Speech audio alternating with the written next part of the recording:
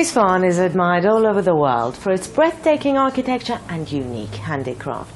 To us living in Iran, it's a given that these masterpieces are the fruit of the skill and the artistic taste of the people of this province, a tradition that's been woven into the fabric of this historic land.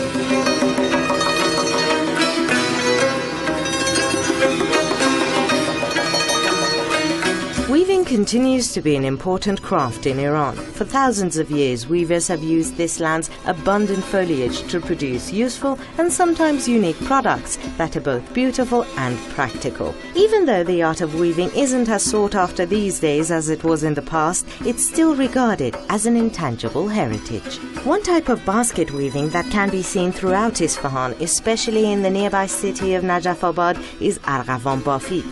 In Farsi, Arghavan is the name of the Judas tree, and the raw materials used here are the slender branches of this tree, which are tough enough to withstand the dry climate of this region. همه فصلی نیستی فصل بودن یا از اول مهر تا آخر اسفند. The process of collecting branches and stems from different trees and cleaning and preparing them so that they're ready to be woven is a difficult task. That aside, the speed at which master craftsmen and women work ceaselessly isn't something they've reached overnight and has come after years and years of practice.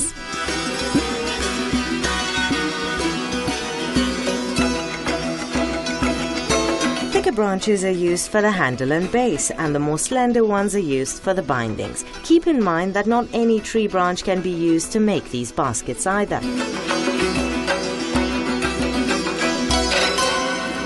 این چوب ارغوان قاعدتاً اینا خودش از نرمه حالت روغنداری داره. قشنگ اینا قشنگ خوب فرمان برمی‌داره، یکی میگه مثل ترک تر میمونه. اینا قشنگ خوب نرم. ولی خب موقعی که خوش باشه اونا خب نه اون موقع اینا رو با میخزنش. ولی الان اینا هر کاش ما بخوایم میکنیم اینا چرا میشه فرمان برمی‌داره میشه همه کارشون بکنیم.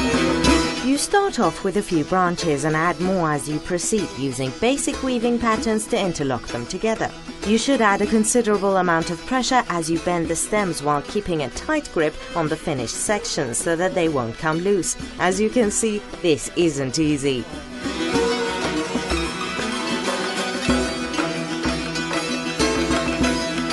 برای نمیدونم سبزی شستن میبرن، برای گل کاشتن میبرن، برای نمیدونم ظرف و ظروف و ایستا میشورن میذارن داخلش اینجا میذارن. بعضی روستا که میبرن میگن برای نون، سبد نونی بهش میگن که میبرن مثلا نون که از تنور در میاد میخواد میریزن مثلا داخلش رو میاره. ولی خب بیشتری الان که مثلا خوب در استقبال که میبرن که چه شهردار یا چه اینا میبرن برای کاشتن گل.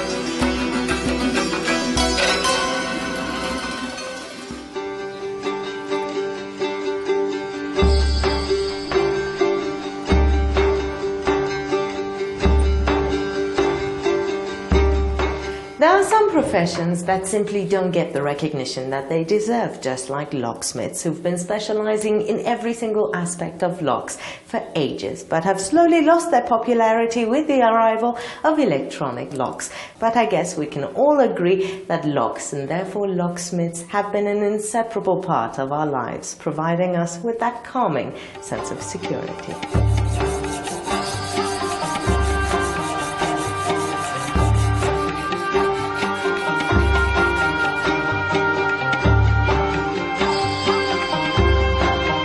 Locks have been a part of the Iranian culture ever since the 2nd millennium BC. Iran's oldest existing padlocks date back to the Sasanian dynasty. Locks were made in all shapes and sizes during the Islamic period as well. From about the 10th century onwards, the process of manufacturing locks changed dramatically, and figurine locks were introduced into the craft and became popular very quickly, especially locks that looked like birds. قفل‌هایی رو داریم که به شکل مجسمه قفل هستند. اینها به نوعی هنر قفل سازی رو در ایران زنده نگه داشتن و باعث شدن که بعد از ورود اسلام که هنر مجسمه سازی در ایران منسوخ میشه، هنرمندا بتونن اون نبوغشون رو روی این قفل‌ها پیاده کنن و به صورت سه‌بعدی به شکل حیوانات مختلف این قفل‌ها رو بسازن. Most of the archaeological findings show that locks were made with bronze and brass up until the Safavid period, after which steel seems to have become the main material used to manufacture them. Keep in mind that here we're only talking about the outer shell of a padlock that's usually designed around the shackle. The frame of the padlock is held together with rivets, so it has nothing to do with the actual mechanism.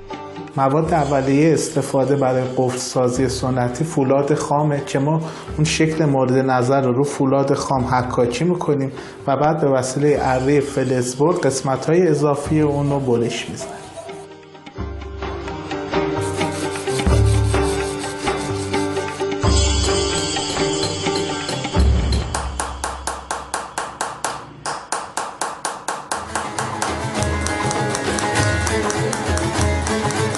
Taking a quick look at the history of the people of Isfahan shows that they have always been creative and masters at overcoming the rigidity of tough materials, giving them a softer and more appealing facade.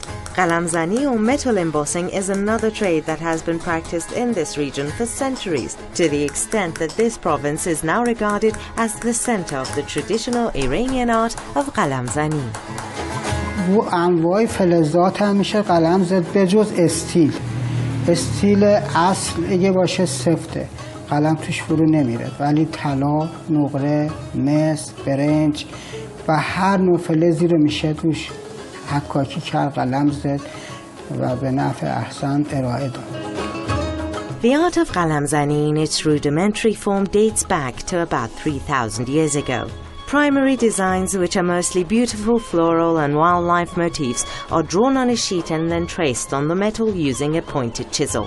Stippling is the most time-consuming part of the work and, if done properly, creates a dark background texture that brings out the fine detail of the design. کارهای قلمزنی هم عین مثلا دکتریه. هر کسی یه رشته‌ای داره، هر کسی یه سبک خودشو داره. معمولا وقتی که کار رو نگاه میکنن متوجه میشن که این کار کدوم استاده، چه کسی هست. Working with metal isn't easy. It requires steady hands and a lot of concentration since دیگه برگشت نیست. هرچی هک شد قلم زده شد دیگه همینه. دیگه اینو دیگه هیچ کارش نمیتونه بکنه.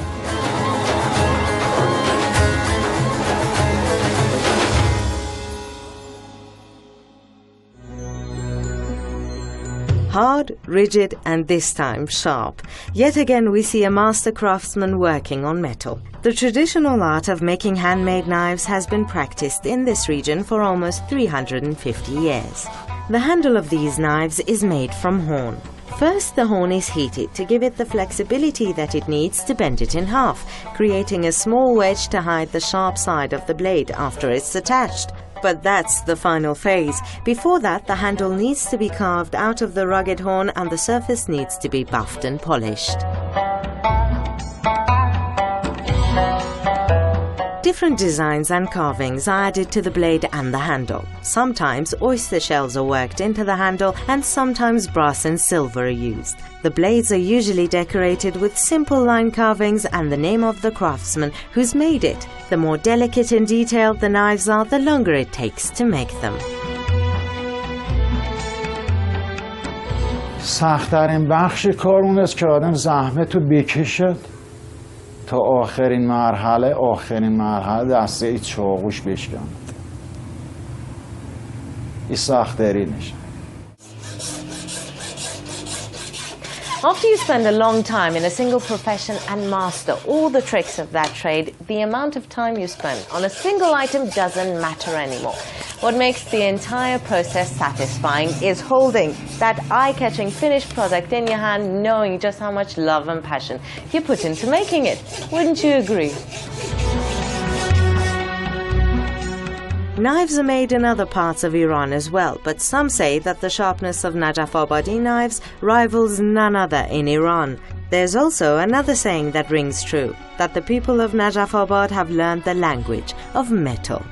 This is Golnar Farnudi for Iran.